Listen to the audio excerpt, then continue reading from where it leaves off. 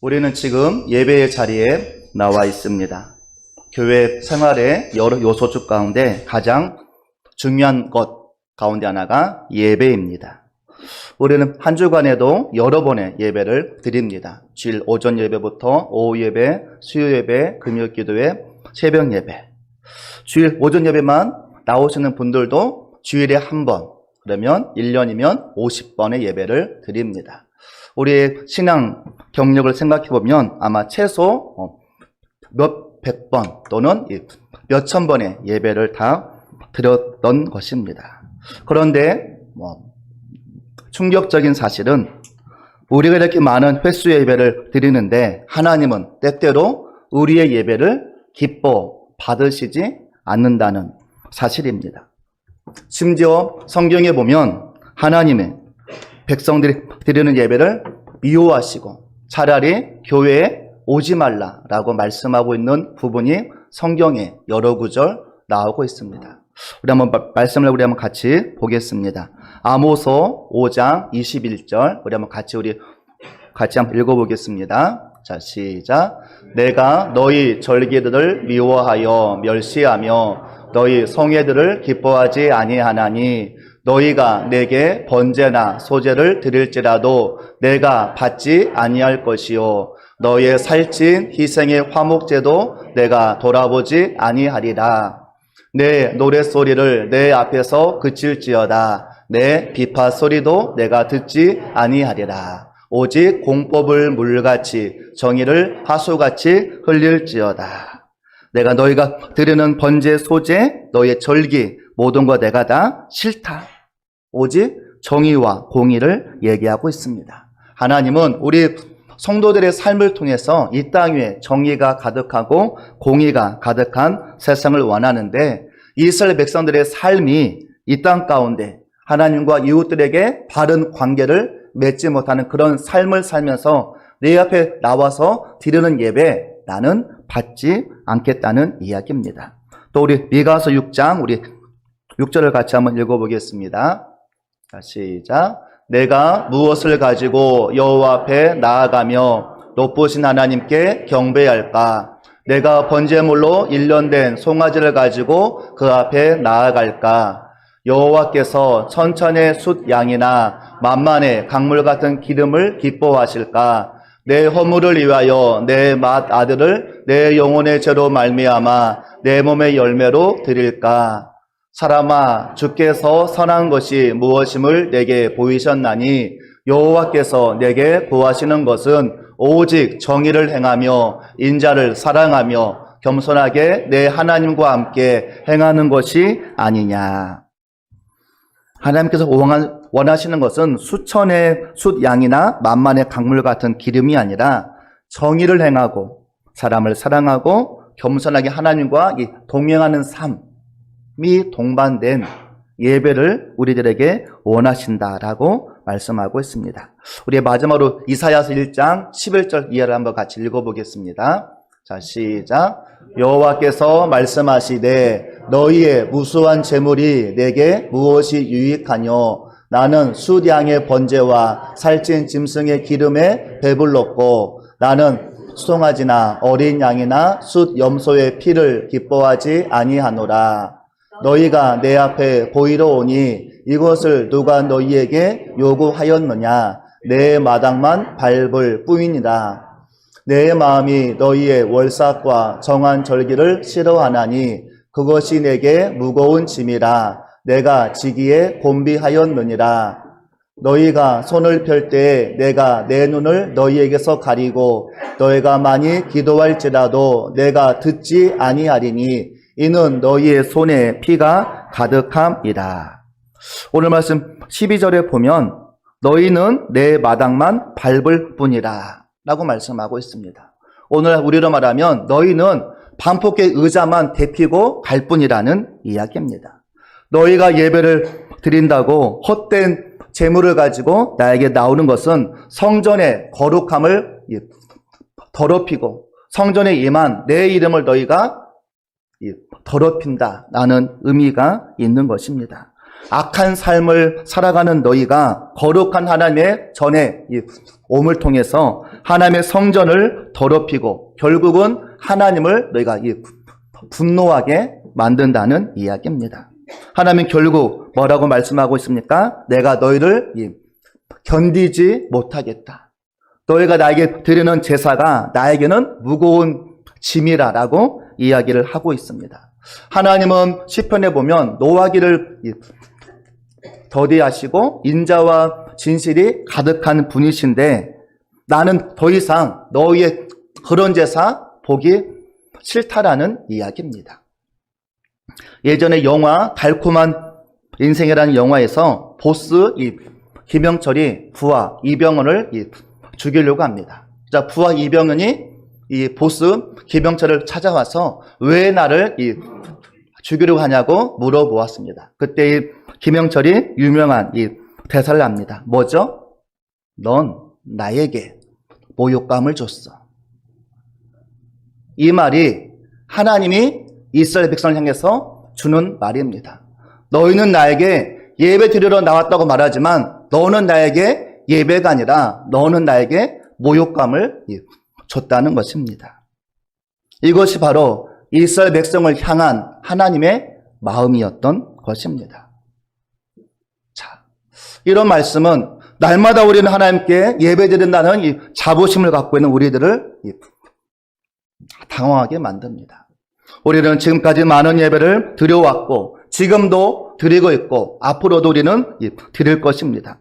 근데 하나님은 우리의 이런 예배를 나는 싫어한다 라고 우리에게 말씀하고 있는 것입니다. 왜 그럴까요? 오늘날 한국교회 예배, 성도전 예배에 참석하고 가는 것만으로 내 할 일은 다 했다라고 생각합니다. 교회들도 성도들이 교회 오는 것만으로도 만족합니다. 성도들도 내가 교회 나와서 의자에 앉아있고 가는 것만으로도 만족하라라고 얘기합니다.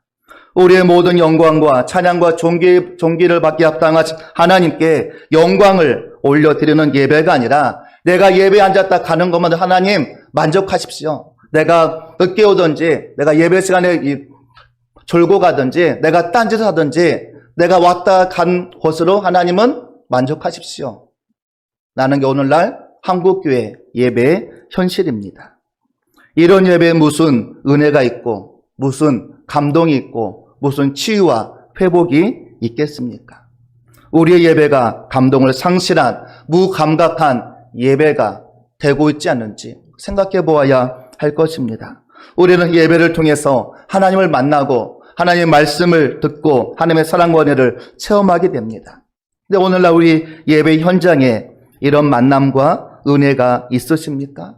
우리가 진정으로 예배를 통해서 하나님을 만나고 하나님의 음성을 듣고 하나님의 뜻을 우리가 깨닫게 된다면 우리의 삶이 무엇인가 변화가 있어야 되지 않을까요? 여전히 한국교회는 거룩을 상실하고 여전히 우리는 세상의 가치관에 얽매인 삶을 살아가고 세상과 버타며 살아가는 우리의 모습이지 않습니까? 이런 예배를 하나님은 너희는 내 마당만 밟고 간다. 너희는 교회 의자만 대피고 간다. 너희는 나에게 모욕을 주는 예배를 드리고 있다라고 우리들에게 말씀하고 있는 것입니다. 충격이지 않습니까? 왜 이렇게 된 것일까요? 코로나 시기를 지나오면서 많은 교회들이 이제 교회의 예배 회복, 신앙의 회복을 외치고 있습니다. 예배 회복이 무엇일까요? 교회에 나오지 않던 가난한 성도를 교회로 나오게 하는 것, 온라인 예배자들을 교회 현장 예배로 나오게 하는 것, 이게 예배의 회복일까요? 이것도 일부 회복이라고는 말할 수 있겠지만 근본적으로는 왜 하나님은 우리의 예배를 기뻐하지 않으실까? 우리의 예배의 잘못된 부분은 그러면 무엇이 있을까? 그럼 우리가 어떻게 하면 하나님께서 기뻐 받으시는 예배가 될 것인가? 다시 우리가 변화가 있어야 할 것입니다. 오늘 저는 이런 내용들을 바탕으로 오늘부터 이제 3주간 예배에 대한 말씀을 같이 나누고자 합니다. 우리가 그러면서 우리 가운데 예배에 대한 회복이 이루어지고 하나님이 찾으시는 온전한 예배자가 다 될 수 있기를 간절히 바라겠습니다. 벌써부터 이제 눈 감고 우리 묵상하는 분들이 계시면 옆에서 이제 사명감을 가지고 깨우시기를 바랍니다. 먼저 우리가 그러면 예배가 무엇인가? 오늘은 예배가 무엇인가 같이 은혜를 나누고자 합니다. 예배가 무엇이죠? 한마디로 참 얘기하기가 힘듭니다. 그래서 저는 오늘 예배 학자들이 예배를 어떻게 정의했는지, 또 우리 성경에는 예배라는 단어가 어떠한 단어인지 같이 우리가 알아보면서 오늘은 예배에 대해서 같이 은혜를 나누고자 합니다. 오늘 말씀이 주보에 있습니다. 같이 참고하시는 말씀을 들으시고요. 저는 6명의 예배 학자들의 의견을 같이 나누고자 합니다. 첫 번째로는 이제 침례교회 예배학자인 지글러는 이렇게 말합니다. 같이 한번 읽어보겠습니다. 기독교 예배는 예수 그리스도로 나타난 하나님 자신의 인격적인 계시에 대한 인간들의 인격적인 신앙 안에서의 정성 어린 응답이다. 참 한글이지만 너무나도 어렵습니다.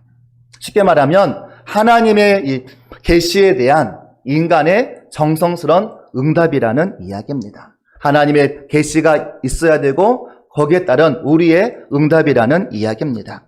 그러면 장로교 예배학자인 폴 후는 이렇게 말합니다. 같이 읽어볼까요? 자, 시작. 예수 그리스도 안에서 자신을 계시해 주신 하나님과 그 하나님 앞에 뜨겁게 응답하는 대화의 현장이 바로 예배이다. 예배의 현장은 하나님의 계시가 있고 거기에 우리가 응답이 만나는 곳, 바로 그것이 예배의 현장이라는 이야기입니다. 이제 우리 루터교 신학자였던 피터 브루노는 이렇게 말합니다. 같이 한번 읽어볼까요? 예배란 우리 주 하나님께서 성령을 통하여 우리에게 말씀하시는 것으로 인간인 우리는 기도와 찬송으로 그분에게 응답하는 것이며 그 외에 다른 것은 행해지지 않아야 한다. 예배란 성령님을 통한 하나님의 말씀이 임하고 우리는 기도와 찬양으로 응답하는 것. 그게 바로 예배라는 이야기입니다.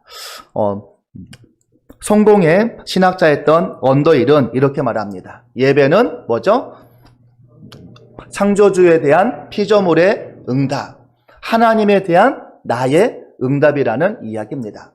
종교의 신학자였던 프로로프스키는 이렇게 말합니다. 뭐죠? 하나님과 그의 백성과의 대화, 하나님과 나와의 대화라는 이야기입니다. 그러면 한국 예배학의 대부격이자 가장 많이 알려진 이 정장복 교수님은 이렇게 말합니다. 같이 한번 읽어볼까요? 자, 피조물인 인간이 하나님의 구원의 역사와 수많은 은총에 감격하여 그 하나님을 경외하고 찬양하며 감사하며 봉헌하려는 피조물의 응답이다. 조금 더 감이 가져오죠? 그러면 제가 예배학자들의 예배의 정의를 제가 이 두 가지로 요약했습니다. 하나는 뭐냐면 하나님과 인간의 만남이고 대화다는 이야기입니다. 두 번째로는 하나님의 이 계시에 대한 우리의 이 진실된 응답.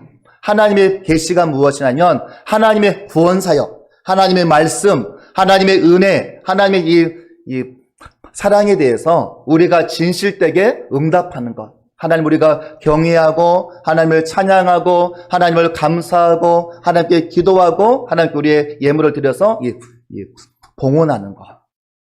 이게 바로 예배라는 말입니다. 하나님의 놀라운 이 사역에 대해서 우리가 올려드리는 나의 응답. 이게 바로 예배 학자들이 말하는 예배라는 이야기입니다. 그러면 이 성경에는 예배라는 용어가 어떠한 우리 용어가 있는지 같이 한번 우리 알아보고자 합니다. 먼저 구약 히브리어에는 크게 두 가지의 단어가 있습니다. 샤하라는 단어와 아바드라는 단어가 있습니다. 샤하가 가장 일반적인 구약에서 이 제사를 나타내는 단어인데 굴복하다, 엎드려 절하다라는 말이 있습니다. 사하는 인간이 하나님 앞에서 완전히 복종해야 될 존재라는 것을 강조하는 의미가 큽니다. 인간은 하나님 앞에 완전히 굴복하고 복종해야 된다라는 의미가 샤하입니다. 아바드는 일하다, 봉사하다, 섬기다, 또 우리가 이 시중들다라는 뜻으로서 영어의 이 서비스가 이 단어에서 유래되어져 왔습니다. 종이 주인을 섬기듯이 우리는 이 겸손한 마음으로 하나님께 나아가야 한다는 이야기입니다. 종이 주인을 섬기듯이 우리는 이 겸손함으로 하나님께 나아가야 한다라는 이야기입니다. 이 신약의 헬라어에는 크게 세 가지 단어가 예배의 의미로 쓰입니다. 첫 번째는 프로스키네어. 이 단어는 호메의 오디세이에 처음으로 나온 헬라어입니다. 이 말의 원래 의미는 뭐냐면 오랜 항해를 하다가 육지에 도착한 사람들이 땅의 신에게 경의를 표하기 위해서 무릎을 꿇고 엎드려 땅에 입맞추는 행위, 이것이 프로스키네오입니다.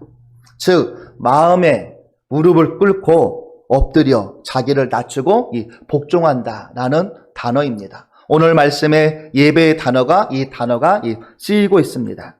두 번째는 이 라트레이아라는 단어가 있습니다. 이것은 히브리어로 아까 그 두 번째 아바드와 같은 뜻입니다. 서비스, 섬김, 봉사라는 뜻입니다. 이 피조물인 인간이 하나님께 봉사하는 예배의 자리에 서기 위해서 우리의 생각, 우리의 의지를 다 내려놓고 온전히 하나님만을 섬긴다라는 뜻이 있습니다.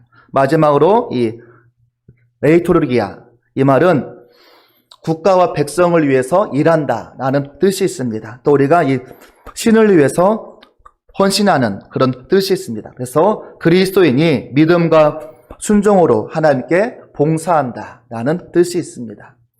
히브리어나 헬라어나 다 그냥 비슷비슷한 의미입니다. 영어로는 뭐가 있죠? 예배가 worship 이런 단어입니다. worship은 worth와 ship의 합성어입니다. worth는 가치, ship은 신분. 그래서 존경과 존귀를 받을 가치가 있는 신분이라는 뜻이지만 우리가 보면 최고의 존재인 하나님께 최대한의 존경으로 최상의 가치를 올려드리는 것, 이게 바로 워십, 예배라는 뜻입니다. 이런 용어들을 다 종합해보면 제가 한마디로 정의한다면 이렇게 말할 수 있습니다. 우리 같이 한번 읽어볼까요? 자, 시작. 하나님께 무한한 겸손으로 자기를 낮추어 엎드려 절함으로 하나님의 사랑과 은혜에 순종하는 것이다. 하나님께, 하나님의 위엄, 하나님의 영광, 하나님의 거룩, 하나님의 능력 앞에 우리는 무한한 겸손으로, 아주 낮은 겸손으로 엎드려 절하며 하나님의 사랑과 은혜에 우리가 순종하는 것. 하나님은 최고의 가치, 나는 최저의 사랑. 우리는 하나님께 엎드려 절할 수밖에 없다라는 이야기입니다. 이것을 다윗은 시편 96편 8절에서 이렇게 고백했습니다. 그러면 같이 읽어볼까요? 여호와 이름에 합당한 영광을 그에게 돌릴지어다. 예물을 들고 그의 궁정에 들어갈지어다. 아름답고 거룩한 것으로 여호와께 예배할지어다. 온 땅이여 그 앞에서 떨지어다.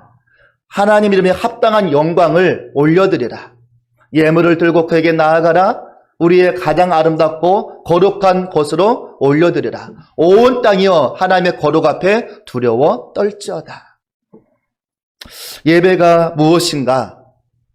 결론을 한마디로 내리기는 어렵지만 저는 에블린 언더웰의 정의가 가장 마음에 다가왔습니다. 같이 한번 읽어볼까요? 자, 시작. 예배는 최고의 가치와 존경심을 가지고 하나님께 전인적으로 반응하는 인간의 가장 거룩하고 가장 아름다운 헌신이다.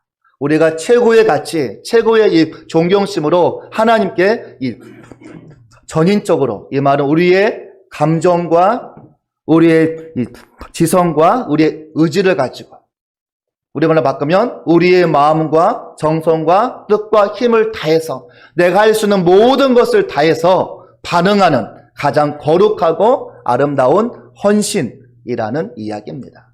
내가 할 수 있는 모든 것을 다해서 올려드리는 게 바로 예배라는 이야기입니다. 하나님께서 과거에 행하셨던 일, 지금 하고 있는 일, 앞으로 행하실 일에 대해서 우리가 가장 존경하는 마음으로 반응하는 것, 그게 바로 예배라는 이야기입니다.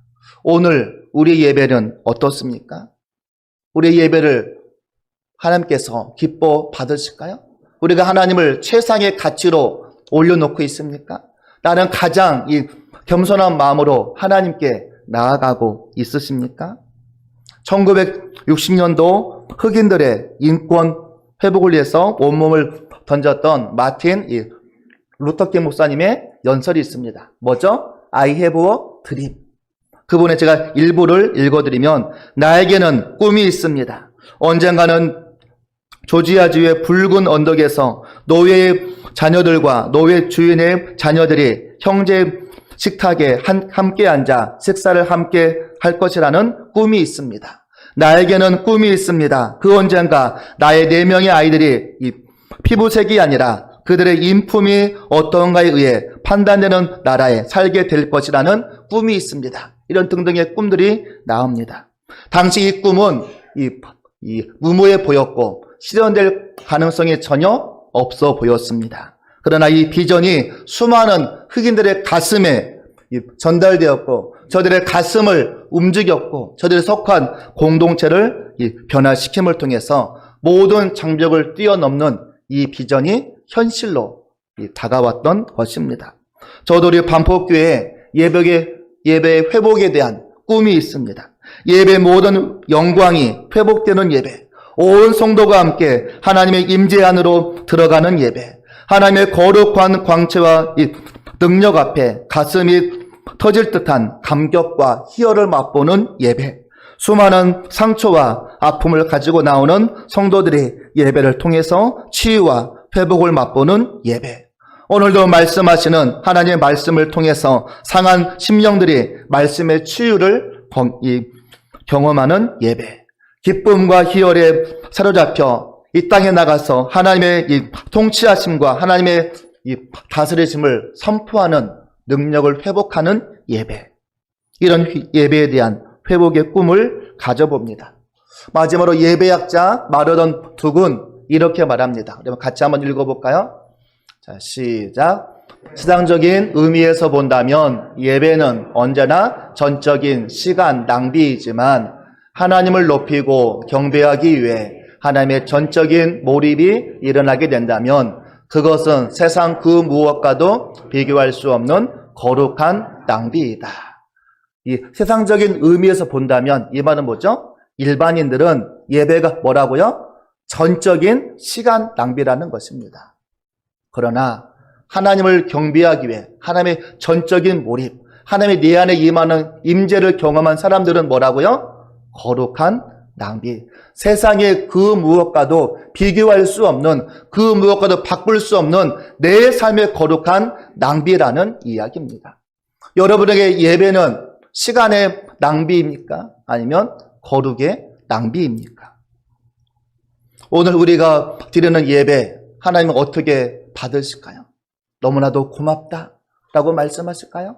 아니면 너 그렇게 예배 드릴 거면 앞으로 나오지 마, 차라리 없는 게 더 나아 라고 우리에게 말씀하실까요?